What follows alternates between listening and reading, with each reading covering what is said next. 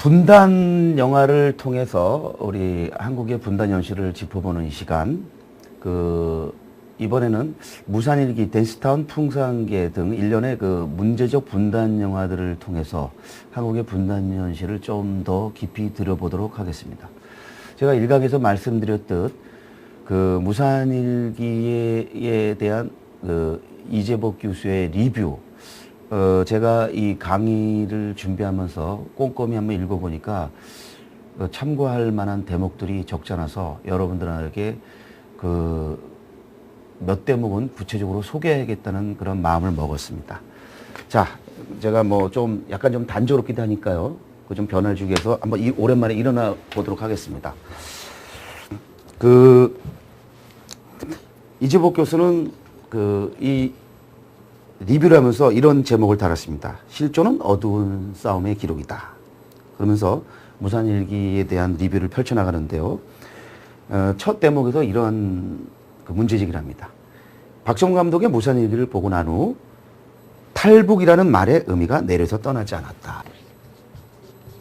탈북.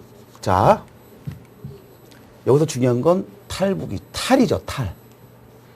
이것은 뭐냐면 고국인 북한이 싫어서 거기를 도주했다는, 그러니까 벗어났다는 거죠. 이것은 뭡니까? 벗어나서 가고자 하는 목적지가 있다는 건데, 그 목적지는 바로 뭡니까? 바로 남한이죠. 옛날에 우리가 이제 보트피플, 베트남 난민들, 보트피플 하면 그 목적지는 주로 미국이었죠. 일부 유럽 국가나. 그러니까 탈북자들이 원하는 것은 주로 이제 남한이 된 거죠. 그러니까 사실은 여기는 이 북한과는 다른 그러한 그런 사회대입니다. 유토피아까지는 아니지만 북한과는 다른 사회여야 되는데, 남한 사회는 분명히 북한과는 다른 사회인 거는 이거는 부인할 수 없을 겁니다. 이거는 좌우를 떠나서. 그런데 사람이 사는 사회는 어디나 소외가 존재할 수밖에 없고, 이 탈북자들이 남한 사회에서 겪는 그런 소외는 타인에 의해서 또 자신에 의해서 완전히 그 소외로부터 벗어날 수가 없는 그런 상황이 펼쳐지기 십상입니다. 조금 더 좀 보도록 하겠습니다. 이 말은 지금, 이 말이라는 건 탈북이라는 이 말은 지금 여기에서 새롭게 부상한 감이 없지 않지만, 기실 그것은 근대 이후의 식민지와 분단을 거치면서 우리 역사의 한 흐름을 적나라하게 표상해온 월북. 자, 탈북과 또 다른 것도 월북, 또 납북,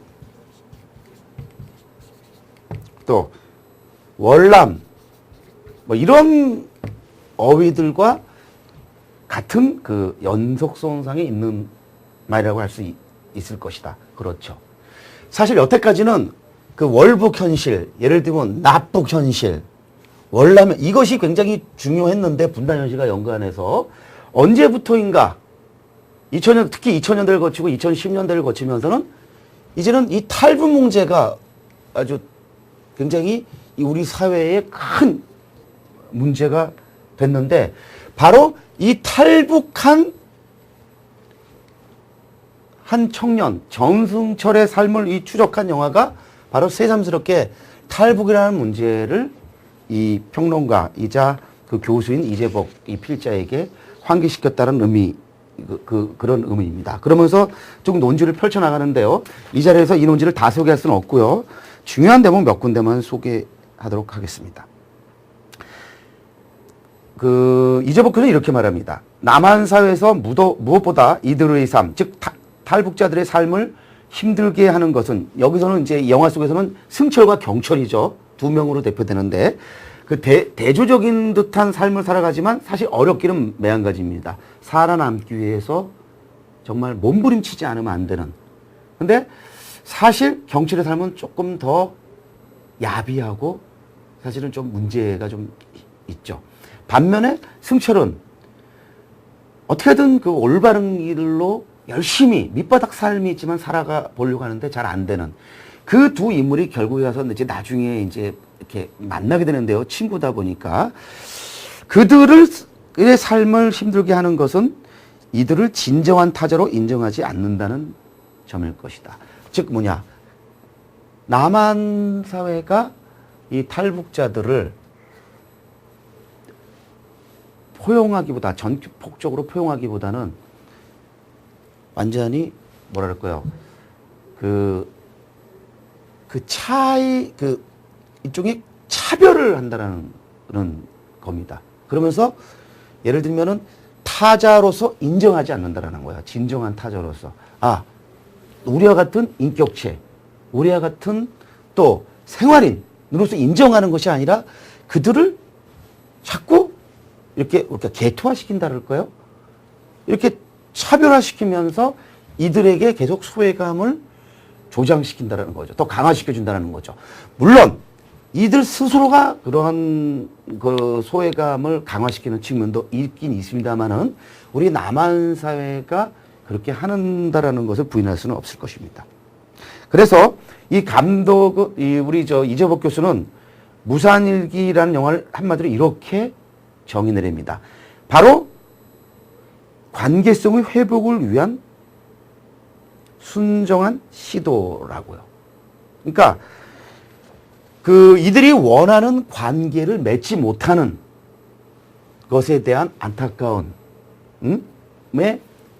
을 결국엔 이 영화로 표현하는 거고, 그 관계성을 회복하기 위해서 몸부림치는 전승철의 삶, 끝내 그 회복에 이르지 못하고 백구의 죽음을 통해서 결국에 죽음으로 나아가는 그런 어떤 슬픈 결말을 보여준다라는 거죠. 사실 이 영화에서 제가 뭐 일강에서 말했습니다만은 백구의 존재는 굉장히 중요합니다.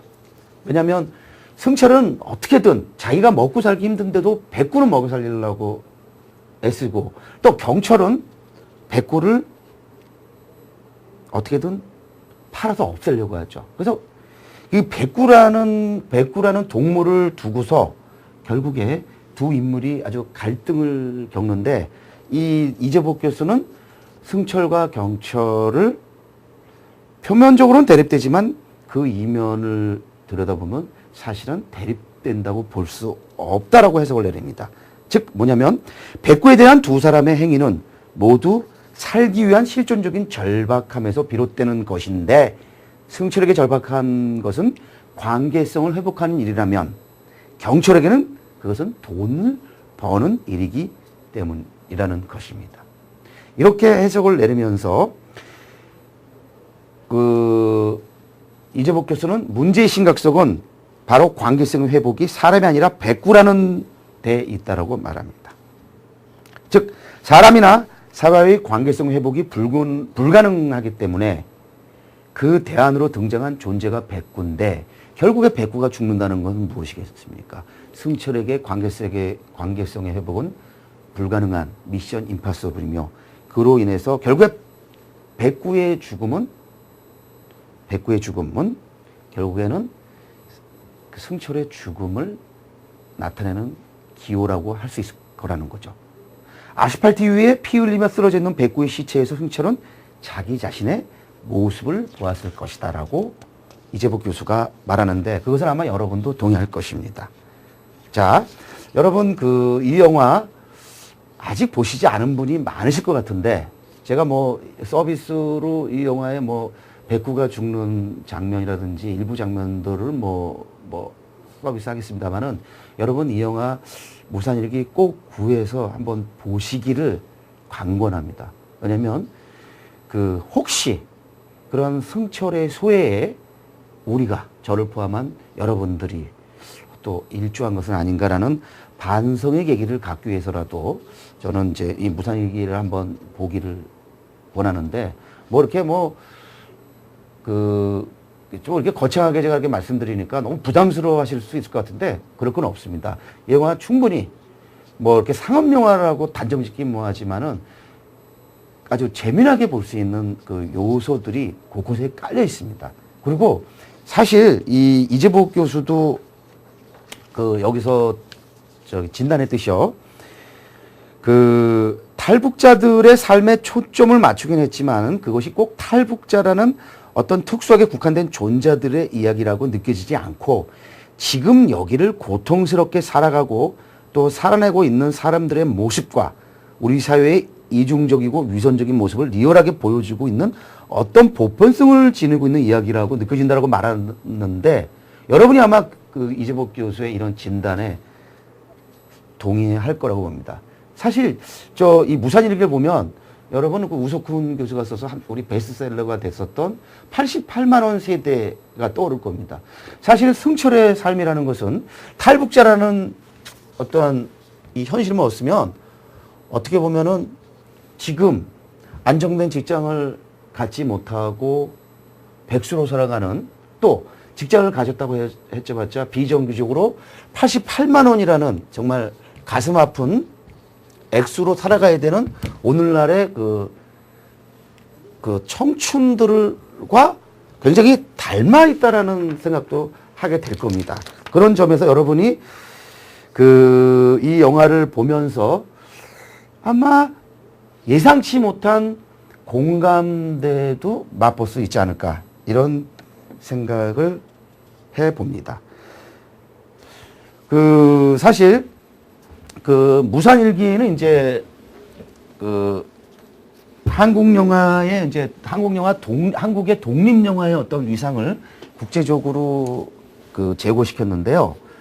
이 영화는 이제 꼭 뭐 독립 영화라는 측면을 넘어서서 한국 사회, 한국 영화들이 놓치고 있었던 분단 현실을 아주 진정성 있게 극화한 성공한 사례로서 기념비적인 그런 평가를 받기 충분하다는 것이 사실은 제 결론입니다. 여러분 뭐 동의하실 거라고 보고요. 그 점에서 다시 한번 무산일기를 보시기를 적극 권하고요. 자, 무산일기를 보시는 김에 내친 김에 두 편의 아주 문제적 분단 영화 바로 댄스타운과 풍산개까지 꼭 보실 것을 권합니다. 자, 이 두 영화 역시 이렇게 상업적으로 크게 뭐 개봉된 영화는 아니라 여러분이 뭐 잘 모를 수 있습니다. 그러나 풍산개는 윤계상 씨하고 김규리 씨가 나오니까 그래도 인기 있죠? 윤계상 씨 좋아하시죠?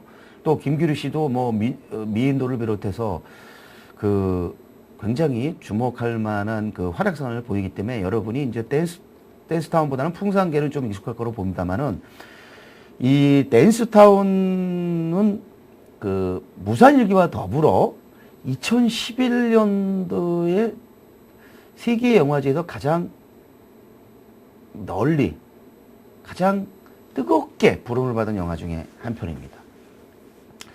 이 영화는 40대 중반에 대해서 처음 영화를 만든 전규환이라는 감독이 연출한 세 편의 도시 3부작, 타운 3부작의 마지막 편에 속하는 영화입니다. 첫 번째는 이제 모차르트 타운이라는 영화였고요.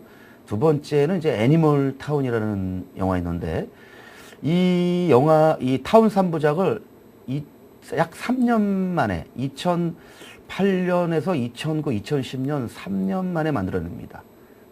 그러면서 이 댄스타운은 이제 2010년도 부산국제영화제에서 선보이면서 전규환 감독이 이제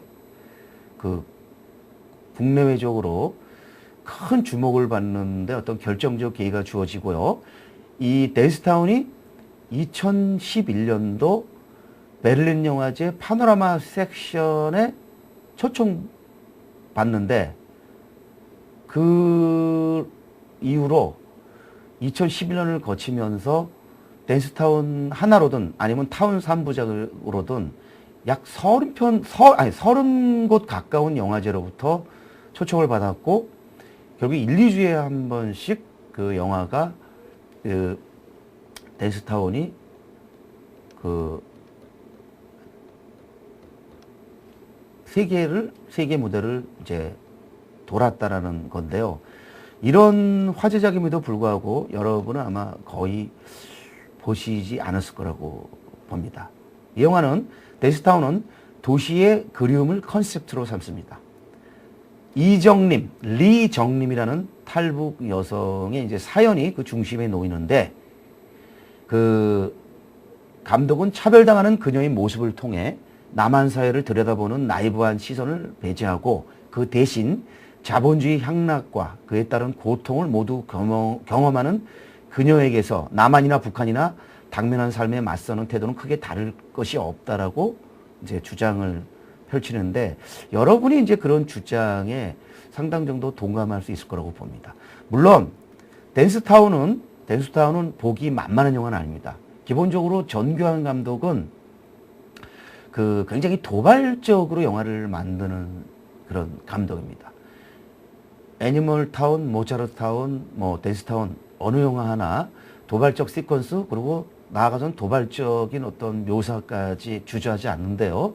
그 도발성이 그러나 외연에만 머물지는 않습니다. 그 도발성은 바로 그 전규환이 감독으로서 갖고 있는 어떤 이 사회, 그리고 우리네 인간을 바라보는 어떤 문제식이기 때문에 그 도발성의 수준을 저급하거나 특히 선정적인 것이라고 보기는 조금 우리가 좀 주저되지 않느냐, 이런 생각을 해봅니다.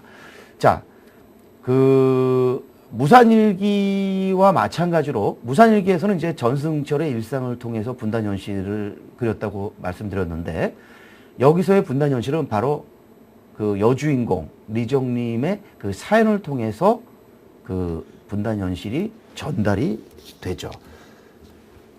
자, 그런데 여기서 여러분이 댄스타운을 보시게 된다면 한 가지 좀 중요하게 봐야 될 그것이 구토하는 그러한 설정과 장면들입니다.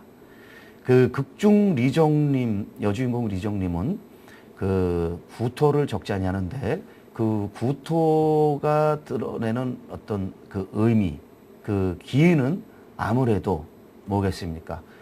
그 전승철, 무산일기의 정승철이 느꼈던 어떤 환멸, 절망을 이정림이 드러내는 하나의 기호이지 않을까 싶습니다. 자, 그 점에서 여러분이 그 댄스타운을 보게 된다면 구토가 나오는 장면들을 조금 유심히 보기를 좀 권하고요. 그 이참에 제가 여러분에게 정규환 감독과 타운 3부작에 대해서 조금 더 자세히 말씀드리고 풍산계로 넘어가겠습니다. 그리고 이 정규환 감독과 타운 3부작에 대한 어떤 일종의 자료는 제가 2011년도 한국영화평론가 협회에서 발행한 그 영화평론지에 그 게재했던 원고로 대신할까 생각하고 있습니다. 제가 이제 일종의 전규환의 감독에 대해서 가벼운 뭐 일종의 감독론을 썼는데요. 본격적인 감독론은 아닙니다. 제가 생각하는 어떤 수필적 감독론인데, 이런 제목을 달았습니다. 문제적 도발의 신의 감독, 타운 3부작을 넘어. 그러니까 문제적 도발이라는 것이 이제 정규환 감독을 나타내는 가장 결정적인 표현일 텐데요. 이 감독은 타운 3부작을 냈습니다만 그 이후에 바라나시라는 또 신작을 통해서 2011년도 부산국제영화제에서 선보였고요. 또 그 뒤이어서 또 다른 영화를 계속 만들어내고 있습니다. 그래서 이 감독은 기본적으로 그 한국의 독립영화 감독 중에서도 더욱더 어떤 독립적인 그런 성향을 드러내는 도발적인 문제적 감독이라는 것 잊지 마시고요. 제가 여기서 나온 거를 뭐 자세히 소개할 수는 없고요. 이 감독을 보면은 타운 그 3부작인 첫 번째 영화 모차르트 타운을 만들었을 때 2008년에 그때 이미 40대 중반이었습니다.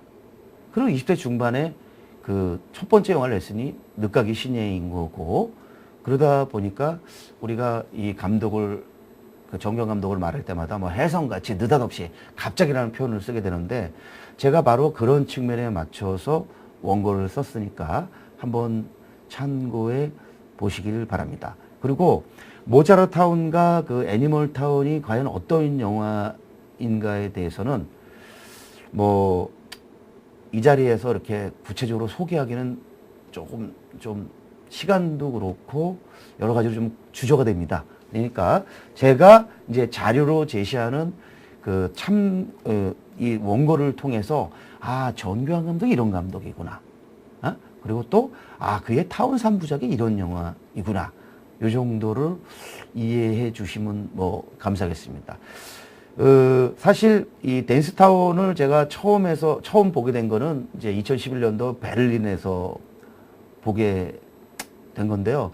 이 영화의 분단 현실은 사실 그 리정님의 사연 자체가 워낙 그 무산일기의 전승철의 사연 이상으로 드라마틱하기 때문에 굉장히 가슴 아프고 어떤 측면에서는 조금 더 이렇게 무산일기보다 훨씬 분노스러울 수도 있을 겁니다. 리정님의 사연이 얼마나 기구하냐면요. 사실 그들도 사람이지 않습니까? 그래서 북한에서 뭐 별다른 이유가 아닙니다. 그냥 뭐 자기 집에서 남한에서 가져온 일종의 뭐 유사 포르노 영화들 좀 보고 또 남한에서 구해온 그런 화장품을 쓰는데, 그것이 그 이웃의 그 신고로 인해서 발각이 되고 결국에 북한을 탈출하지 않으면 안 되는 상황이 벌어지죠. 그래서 남자는 남고 여자는 결국에는 이제 탈출에 성공하게 되는데, 그 남자를 두고 혼자 탈출한 이정님이라는 여인의 삶이 그렇게 기대처럼 또 예상처럼 순탄하게 흘러갈 리가 없죠. 바로 그러한 그 여정을, 그러한 각박한 그런 과정을 보여주는 그런 아주 드라마틱한 영화입니다. 이 영화는 그 무산일기에 비해서 훨씬 더 그 드라마 구조도 복합적입니다. 그리고 훨씬 더 세련된 그런 구성을 취합니다. 그래서 제가 볼 때는 그 영화적 만듦새는 무산일기보다는 오히려 댄스타운이 좀 더 낫지 않을까 이런 생각도 해보는데요.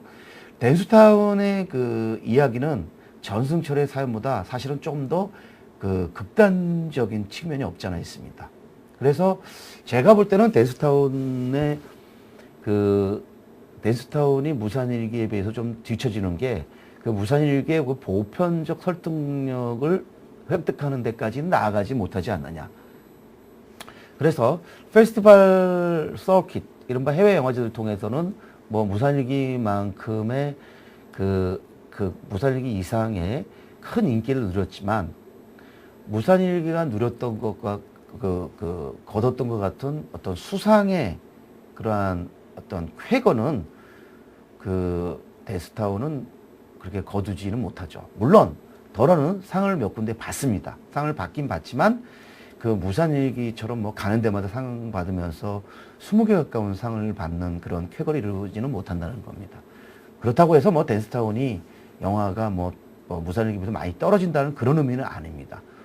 보편적 설득력에서 조금 더 그 무산일기가 앞서서 무산일기가 좀 더 그 좋은 평가를 받았다라는 그런 정도 말씀드리고, 제가 이 원고에서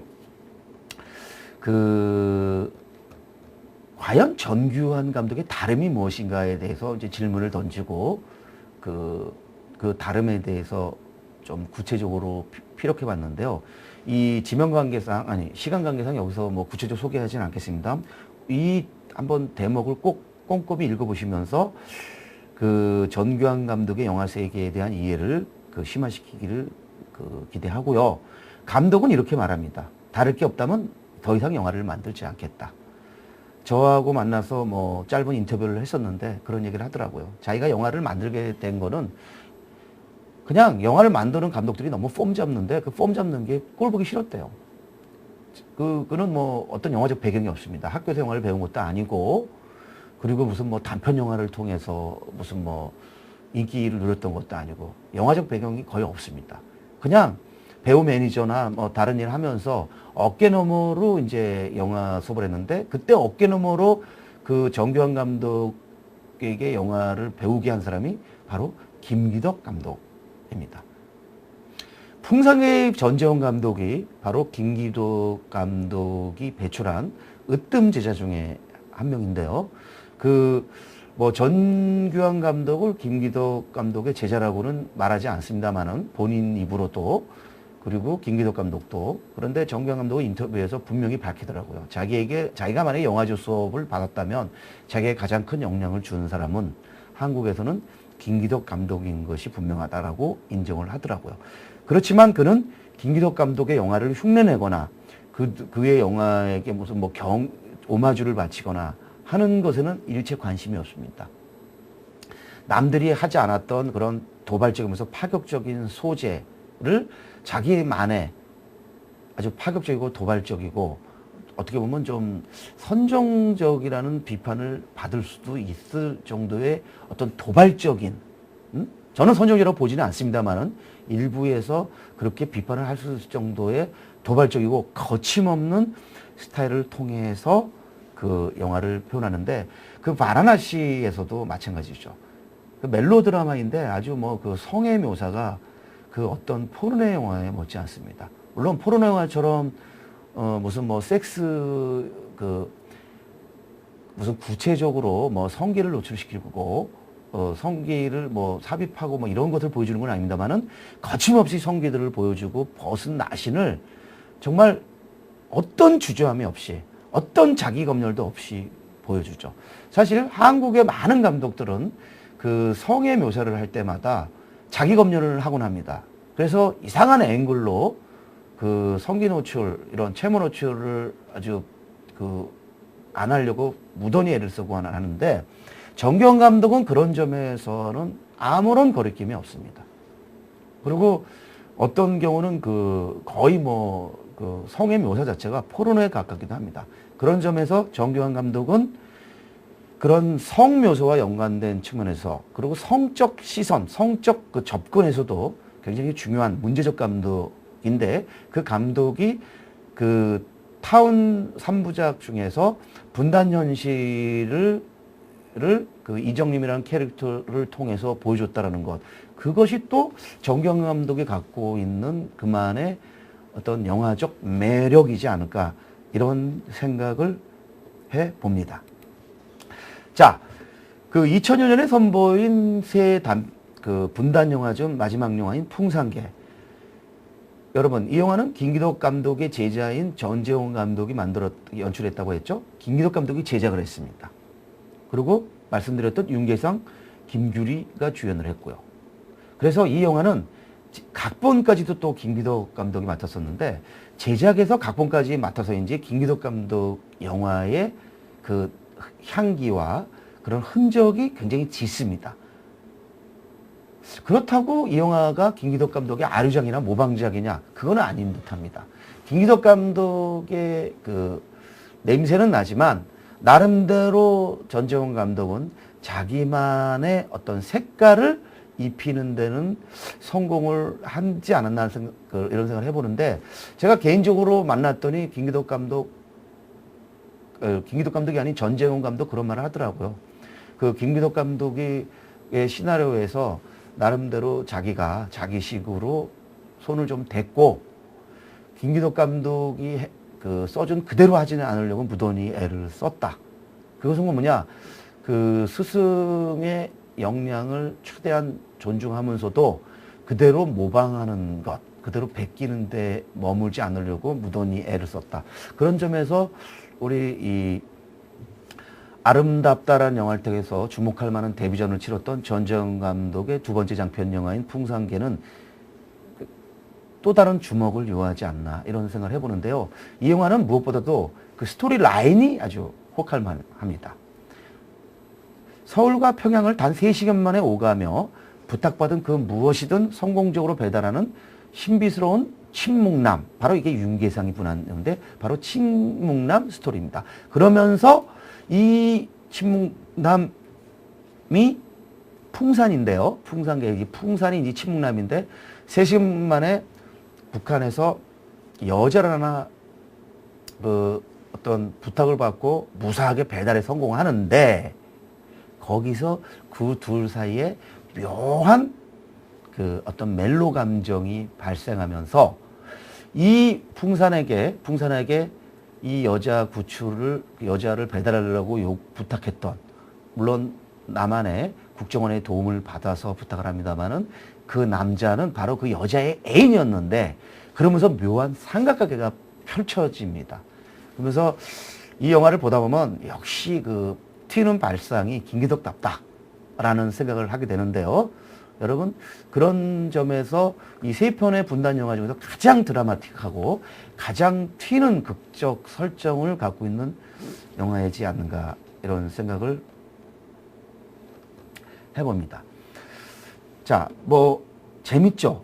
제가 그렇다고 이 자리에서 뭐 줄거리를 소개하지는 않겠습니다. 이 자리에서는 제가 뭐 자료는 첨부하겠습니다만 거기서 읽어보시고요. 그 무산일기의 분단 현실은 극중 캐릭터 승철을 통해서 그의 일상을 통해서 드러났고 댄스타운은 리정님 캐릭터의 사연을 통해서 드러난다고 했습니다. 풍산계의 분단 현실은 역시 극중 두 주인공 풍산과 김규래가 분한 인옥의 사연들을 통해서 표현되는데 결국에 분단 현실은 인물들의 삶에 크고 작은 영향을 미칠 수밖에 없기 때문에 그 인물들의 그 일상이나 인물들의 그 기구한 삶을 통해서 우리가 그 분단 현실 그리고 나아가서 이렇던 우리의 시대상을 읽는 것이 필요하지 않을까 이런 생각을 해봅니다. 자, 이 영화는 그 풍산계는 그 현실적 논리나 가능성, 개연성 이런 것에 집착해서 보면은 풍산계는 좀 황당한 영화입니다. 여러분, 김기덕 감독 영화를 보신 분이 있을 거라고 봅니다만은 김기덕 감독 영화를 특징 지는 한마디가 본인 입으로도 말한 건데 반추상이라는 개념입니다. 반추상은 뭐냐면 말 그대로 추상의 하프라는 것이 들어간 겁니다. 그러니까 뭐냐면 반은 추상이고 반은 그러니까 반은 추상이라는 건 뭡니까? 우리가 현실의 논리를 일정 정도 넘어선다는 걸 뜻합니다. 그래서 김기덕 감독 영화를 특징 짓는 그 드라마투르기는 그 비약과 생략인데 다른 감독보다 훨씬 더 많은 비약과 생략을 주저없이 별다른 거리낌 없이 시도합니다. 그래서 항상 김기덕 감독 영화의 내러티브에는 갭이 생깁니다. 그 갭을 관객들이는 여러분이 그 갭을 여러분의 짐작과 상상력으로 메워야 되는데 이 갭이 사실 만만치가 않습니다. 그 갭을 메운다는 게. 그러다 보니까 아무리 메워도 메워지지 않는 부분들이 나올 수 있습니다. 저한테는 그 반추상이 전혀 문제가 되지 않습니다. 그러나 코젠 이펙트, 인과관계에 의한 기승전결, 이런 것에 그런 구조에 입각해서 영화를 보는 그러한 일반 관객들에게는 그 김기덕 감독의 영화가 다소 당혹스럽고 어렵고 난해하게 비칠 수 있습니다. 전지현 감독 영화도 그런 점에서는 다분히 김기덕 감독 특유의 반추상적, 달리 말하면 비약적 드라마를 선보입니다. 여러분 생각해 보세요. 아무리 그 드라마지만 어떻게 3시간만을 그 비무장지대를 3시간 만에 오가서 모든 그 배달물을 성공할 수 있겠어요. 하루도 아니고 3시간 만에. 그래서 남한의 그 국정원 그 직원들이 그 결국에는 동원해서 이 풍산이라는 이 침묵남을 이용하게 이르면서 거기서 또 또 이상한 예상치 못한 갈등들이 벌어지고 그 영화의 재미를 이제 더욱더 이제 강화시켜 주는데요. 그런 점에서 우리 전재홍 감독은 스승 김기덕의 그 의도, 작의를 충실하게 옮기려고 애쓴다라고 볼 수 있습니다. 그 점에서 이 풍산개는 2011년 칸에서 첫 선을 보이며 주목할 만한 시선 상까지 거머쥔 김기덕 감독의 셀프 다큐 드라마 아리랑의 픽션 버전이라고 말할 수도 있을 겁니다.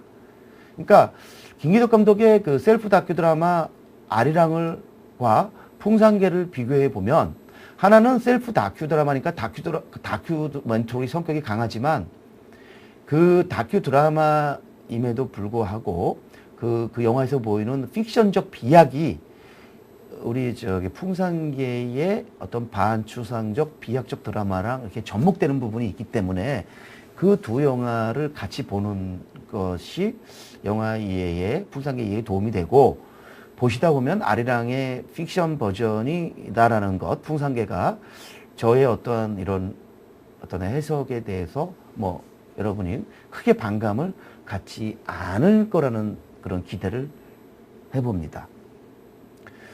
그래서 요 정도로 해서 마무리 짓기 전에요. 전재홍 감독은 제가 이제 별도의 자료를 여러분한테 제공합니다만은 전재홍 감독의 자료는 그냥 제가 간단하게 제공하겠습니다만 여러분에게 간단하게 소개하고 이 강 마치도록 하겠습니다. 전재홍 감독은 한국 미술계의 거장 김웅수 화백의 외손자입니다. 어린 시절에 미술을 배웠습니다. 고등학교 때는 성악을 전공했습니다. 자, 굉장히 드라마틱한 그 시절을 보낸 거죠. 그런데 어린 시절은 미술, 고등학교 때는 성악, 그런데 이후 경영학을 또 공부합니다. 그리고 영화 연출을 하게 된 특이한 이력을 가졌습니다. 그런 점에서 우리가 전재홍 감독에 대해서는 주목해야 될 필요가 있을 것 같아요. 제가 이 자리에서 특별히 전재홍 감독의 이력을 소개한 이유도 그렇습니다. 감독이 경영학을 전공하고 성악을 전공하고 미술을 배우고, 그리고 또 우리 한국 미술계 거장인 우리 김웅수 화백의 외손자고, 참 흥미롭죠, 이 커리어 자체가. 김기덕 감독의 작품을 통해서 영화의 매력에 빠진 전재홍 감독은 김기덕 감독의 시간, 숨의 연출부를 거치며 김기덕 감독과의 신뢰를 쌓아갑니다. 일찍부터 영화에 대한 전재홍 감독의 재능과 열정을 알아본 김기덕 감독은 제작자로 변신해 김기덕 감독 사단 중에서 처음으로 김기덕 필름에서 감독 데뷔를 할 수 있도록 했다. 그것이 바로 아름답다라는 장편입니다. 2008년도. 단편 물고기 2007년도고요. 장편 아름답다 두 편의 영화로 베니스 국제영화제와 베를린 국제영화제 등 유수의 세계영화제를 찾아갔었던 전재홍 감독은 나름대로 그 스승 김기덕 못지않은 자신만의 독특한 개성을 살려서 새로운 스타일의 영화 풍산개를 완성시켰는데, 그 풍산개 이후의 행보가 벌써부터 기대되는 것은 아마 전재홍 감독의 이러한 특이한 이력과 무관하지 않을 겁니다. 자, 어떻습니까? 여러분, 이 세 편의 분단 현실을 다룬 영화가 2011년 한 해에 비록 큰 규모는 아닙니다만은 우리 대한민국 관객과 만났다라는 것, 이것은 결코 흔한 그런 경우가 아닙니다. 그래서 제가 특별히 분단을 다룬 일련의 영화들 중에서 이 세 편을 집어서 여러분에게 분단 현실을 한번 되새기게끔 한 것이니까, 여러분 이 세 개의 영화에 대한 관심들, 그리고 이 영화를 만든 감독들에 대한 관심들을 조금 깊이 있게 가져보기를 권해봅니다. 자, 여러분, 그러면 이것으로서 8자시 강좌 마치고 9자시에 뵙도록 하겠습니다. 고맙습니다.